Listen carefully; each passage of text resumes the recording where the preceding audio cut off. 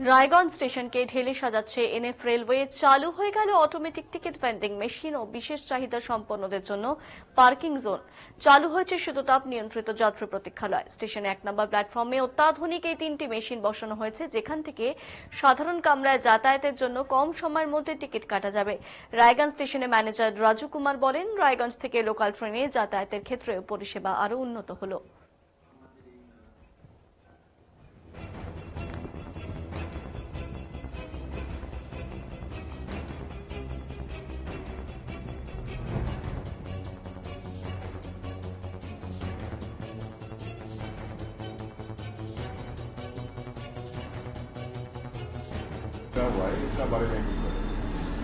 हमारे यहाँ रायगंज स्टेशन में 3 ATVM automatic ticket vending machines लगाए जा रहे हैं।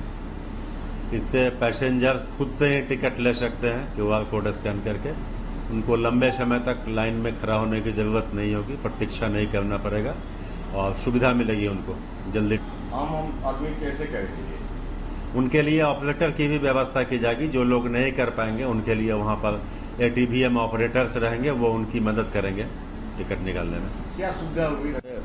वहाँ एक हमने देखा कि पार्किंग के बारे में कुछ लिखा हुआ है, इसके बारे में वो एक साइनेज है। एक्चुअली 1 नंबर स्टेशन बिल्डिंग के बाहर फ्रंट एरिया में जो पार्किंग एरिया है, उसमें पार्किंग का कुछ पोर्शन दिव्यांगों के लिए मार्क किया गया है। तो उसके लिए हमने एक साइनेज बनवाया है, जहां पर वो रिजर्व है फॉर दिव्यांग्स, उनकी पार्किंग के लिए। इसके तो अलग व्हील चेयर भी रहते हैं उसके लिए? हाँ, व्हील चेयर्स अवेलेबल है हमारे स्टेशन में। Round the clock wheel chairs available है। जब जिनको भी जरूरत होगी वो स्टेशन मास्टर या टिकट कलेक्टर से संपर्क करके व्हील चेयर की सुविधा ले सकते हैं। तो आपका नाम? मोहम्मद चिराग आलम, कहाँ से आए हैं? दिलशादपुर से। कहाँ जा रहे हैं? सालमारी। अच्छा, ऑटोमेटिक वेंडिंग मशीन से टिकट लिया आपने, कैसे जी लग रहा है? जी, अच्छा लगा। ये सुविधा बहुत अच्छा है। लाइन में लगाना नहीं पड़ता है, मतलब जो है ऐसे सुविधा ज्यादा बेहतर है। आप हर रोज आते हैं रहेगा? हाँ, इंशाल्लाह जरूर हम आते रहेंगे। आज पहली अच्छा बार? लगा हमें। आज पहली बार? हाँ, पहली बार हम नसीब में निकालेंगे। किसने सिखाया? ये सर ने सिखाया, मतलब जो है पुलिस वाले मिले तो उसने सिखाया। हेल्प कर रहा है? हाँ, हेल्प करते हैं अच्छे खासे, और अच्छा लगा हमें। और इंशाल्लाह हर कोई करेंगे, बढ़िया रहेगा और शुभकामना हो। भाई आपका नाम? आपका नाम? আমার নাম অঞ্জন রায়। কোথায় থাকেন? হ্যাঁ, নেতাজি বলছি। আচ্ছা, রায়গঞ্জ শহর, রায়গঞ্জ স্টেশন ইতিমধ্যে নানান রকম জিনিসে সেজে উঠছে, দেখেছেন বিষয়টা? হ্যাঁ, আমি দেখেছি। এর মধ্যে খুবই সত্তর আমরা দেখতে পারলাম, যেখানে ডিসেবলদের জন্য একটা স্ট্যান্ড হচ্ছে, যেখানে গাড়ি পার্কিং করতে পারবে, রিজার্ভ রাখছে, কালার করে দিয়ে ওটাকে।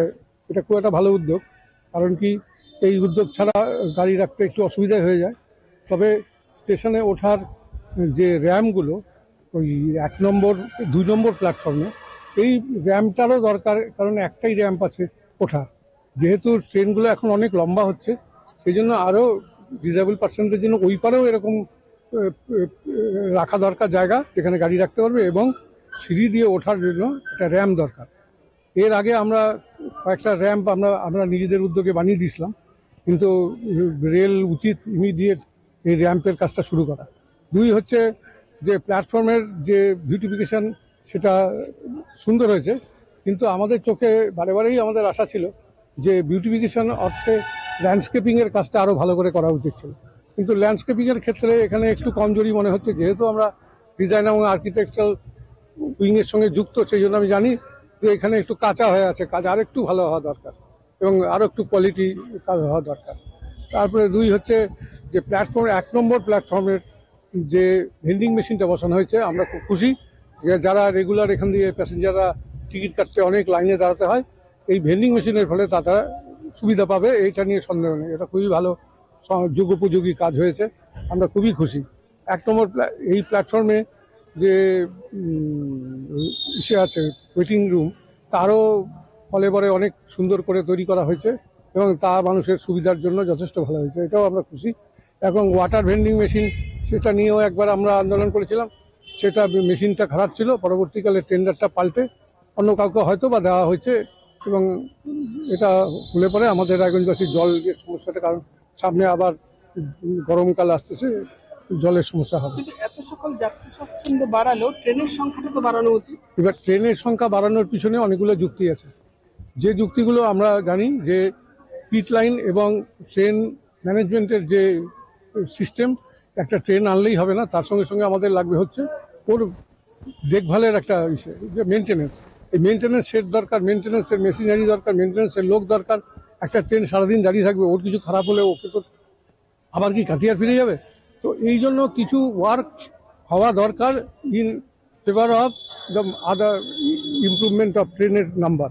তো এটা আমরা জানি, সেই দিকে নিরিখে আমরা দেখতে পাচ্ছি যে আমাদের কানে এসছে। এর আগেও কয়েকটা রিলে আমরা দেখেছি যে এমপি সাহেব বলেছেন যে ওখানে 16 কোটি টাকার অলরেডি কাজ শুরু হয়ে গেছে, সেটা খবর রাখি আমরা।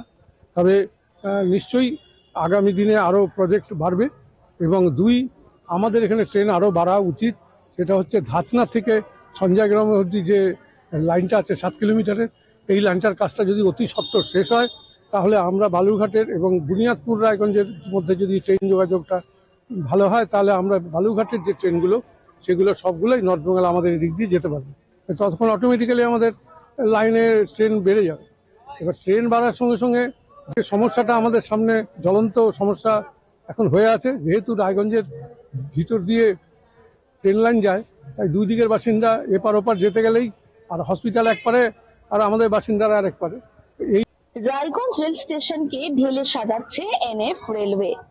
একদিকে যেমন অটোমেটিক টিকিট ভেন্ডিং মেশিন বসানো হয়েছে স্টেশনে, অন্যদিকে শীততাপ নিয়ন্ত্রিত যাত্রী প্রতীক্ষালয় এবং বিশেষ চাহিদা সম্পন্নদের জন্য তৈরি হয়েছে পার্কিং জোন। কিছুদিন আগেই কাটিয়ার ডিআরএম কিরেন্দ্র নারা তিনি স্টেশনে ভিজিট এসেছিলেন এবং তিনি জানিয়েছেন একের পর এক কাজ স্টেশনে শুরু হবে উন্নয়নের জন্য। কিছু কাজ সম্পন্ন হয়েছে, কিছু কাজ চলছে, আর যার পর নয় রীতিমতো খুশি রায়গঞ্জ শহরবাসী। রায়গঞ্জ থেকে পাপিয়া সাহা, ডিজিটাল বাংলা।